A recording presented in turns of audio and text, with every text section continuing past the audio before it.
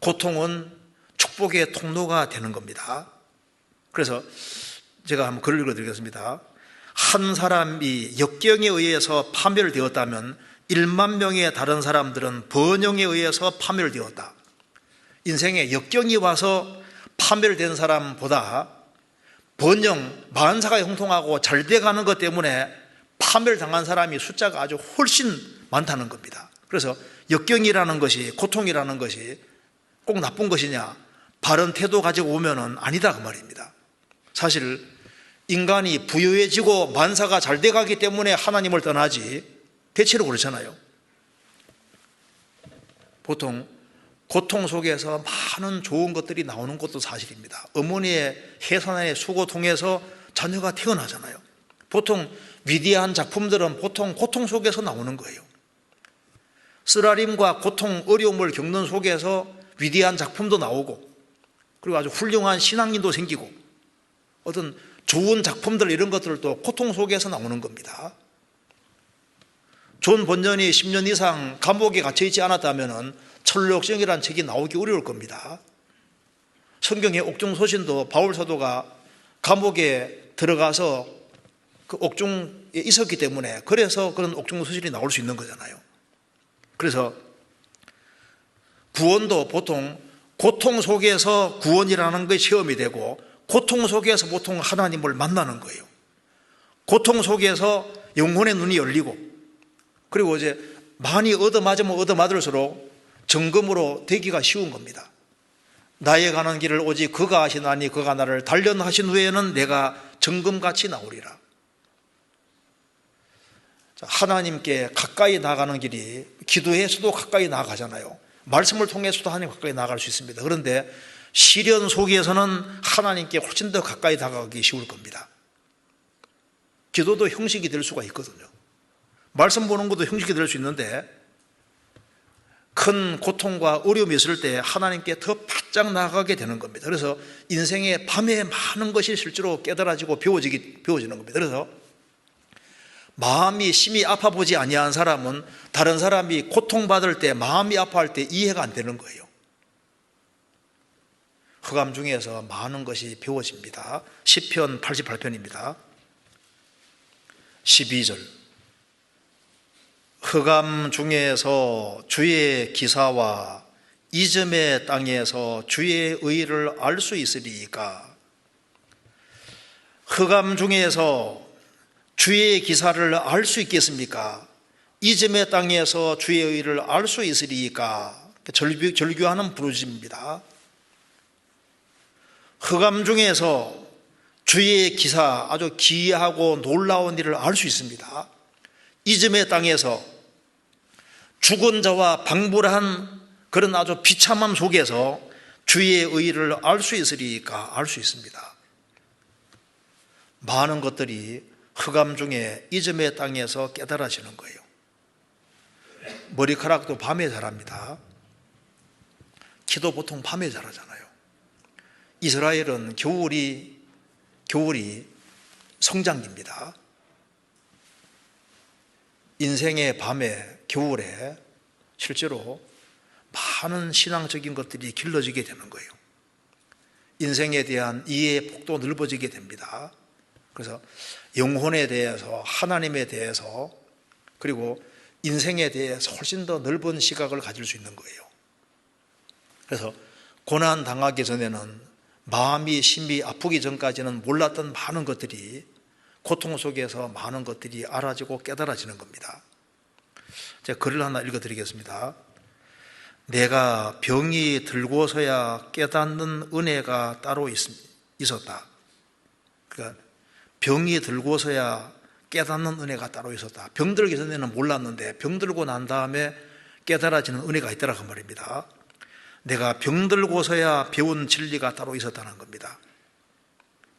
내가 병들고서야 흘리는 눈물이 따로 있었고, 병들고서야 드리는 기도, 병들고서야 더 성숙하게 가지게 된 인격들, 그리고 병들기 전에는 몰랐는데 병들고 난 다음에 알은 주님이 또 있다 그 말입니다. 그러니까 보통 성경에 감추인 만나들, 그런 것들이 만사가 형통하고 편안할 때는 잘 안 보이는 거예요. 이스라엘이 에집트에서는 만나를 못 먹거든요. 광야로 나오니까 그게 만나가 있잖아요. 세상에 살 때는 만나를 몰랐는데 그리스도 안에 들어오고 난 다음에 만나를 먹을 수 있는 겁니다. 보통 역경과 어려움 속에서 많은 것들이 깨달아집니다. 그래서 내 인생 속에서 여러 가지 어려움 같은 것이 올 때 하나님이 나를 대접하는 방법이 그런 것이구나 하고 받아들일 필요가 있습니다. 시편 13편입니다. 1절 여호와여 어느 때까지니까 나를 영영히 잊으시나이까 주의 얼굴을 나에게서 언제까지 숨기시겠나이까 내가 나의 영혼에 경영하고 종일토록 마음에 근심하기를 어느 때까지 하오며 원수가 나를 쳐서 자긍하기를 어느 때까지 하리이까 여호와여 어느 때까지니까 나를 영영히 잊으시나이까 내가 나의 영혼에 경영하고 종일토록 마음에 근심하기를 어느 때까지 하겠습니까? 그 큰 고통 어려움이 있을 때 마귀에게 속지 말아야 됩니다. 마귀는 이렇게 속입니다. 하나님이 너를 특별히 미워하시기 때문에 이런 고난 주신다. 너 구원받았다 하면서 신앙인이라 하면서 왜 그렇게 큰 고통과 어려움 속에 있느냐? 왜 하나님이 당장 안 도와주시느냐?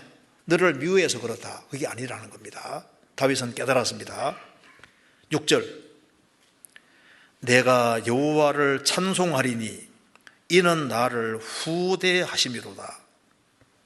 하나님이 나를 아주 후하게 대접하는 방법이 이것이었다는 걸 깨닫게 되는 겁니다. 그래서 성경은 어려움이 도리어 좋은 결과를 낳은 것으로 가득합니다. 그렇잖아요. 요셉이 다른 10명의 형들보다 더 큰 고통을 받은 것이 사실 하나님이 요셉을 크게 대접하는 것이었습니다. 욥이 경건하게 하나님을 잘 섬기는 사람이기 때문에 하나님이 욥을 대접하는 방법이 뭡니까? 인생에서 가장 큰 어려움을 겪게 한 거예요. 내가 남보다 더 큰 어려움을 당할 때 어쩌면 그것이 더 큰 후한 대접일 수 있는 겁니다. 엘가나에게 두 아내가 있잖아요. 한나와 브닌나가 있는데 브닌나는 4명 이상의 자식을 이미 가지고 있는 상태입니다. 한나는 자식이 없잖아요. 아무리 기도해도 응답이 없습니다. 그런데 기도 응답을 더디게 하는 그것이 하나님의 대접이었던 겁니다. 나중에 사무엘을 주려고 그렇게 하시던 거지 않습니까? 하나님이 사람을 후하게 대접하는 방법이 어려움을 허락하고 눈물 골짜기를 통과하게 하는 겁니다. 그래서 욥기에서 말한 대로 내가 낮춤을 받거든 높아지리라 하라.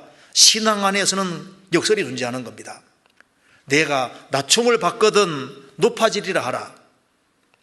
진조도 그냥 생기는 게 아닙니다. 그 조개 속에 그 모래가 이제 들어가서 그 아주 고통하는 속에서 큰 모래가 들어갈수록 고통이 더 많이 생기니까 그 좋은 진주가 생깁니다. 그래서 그러니까 진주는 아픔 속에 생기는 거예요.